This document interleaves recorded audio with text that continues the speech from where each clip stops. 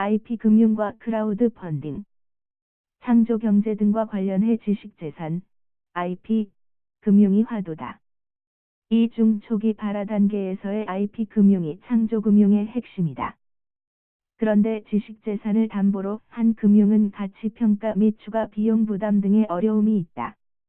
2012년 말 한 통계에 의하면 벤처기업은 78.5%를 전통적 보증부 대출로 자금을 조달한다고 한다.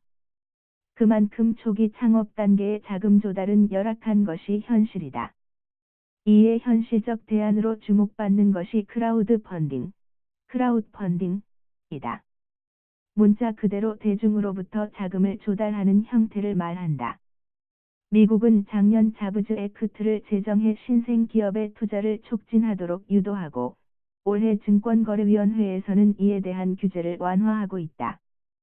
즉 연간 소득 10만 달러 이하인 일반 투자자도 연간 2,000달러 범위에서 소득의 5%까지 투자할 수 있고, 연간 50만 달러의 크라우드 펀딩 투자를 받는 기업만이 매년 감사보고서와 내부 인력 상황, 수익 분배 구조 등의 운영 상황도 전부 공개토록 규정하고 있다. 우리나라도 내년에 이 제도를 시행한다고 하니, 차제에 좀 더 적극적인 크라우드 펀딩 시장 조성에 주력해야 한다. 그간 우리나라에서도 크라우드 펀딩이 이루어져 왔으나, 앞으로는 중소기업청 등에서 생명공학, 통신 등 지식산업 분야에서 크라우드 펀딩의 플랫폼을 조성하는 등의 적극적인 노력이 필요하다. 아니면 공기업이 크라우드 펀딩업에 진입해 하나의 모델을 제시하는 등 이 제도를 좀 더 활성화할 필요가 있다. 또한 중요한 점은 이 제도에 대한 올바른 시각이다. 즉 크라우드 펀딩은 창업 지원이 우선적으로 고려된 이후 투자자 보호와 균형이 이루어져야 할 것이다.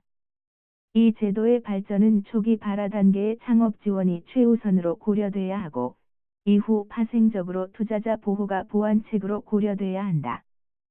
따라서 크라우드 펀딩업을 단지 사회적 기부 행위로 폄하하거나 지나치게 투자자 보호 측면만을 강조하는 것은 모두 적절치 않다. 물론 투자 사기 등 투자자 보호에 대한 보완책도 필요하다.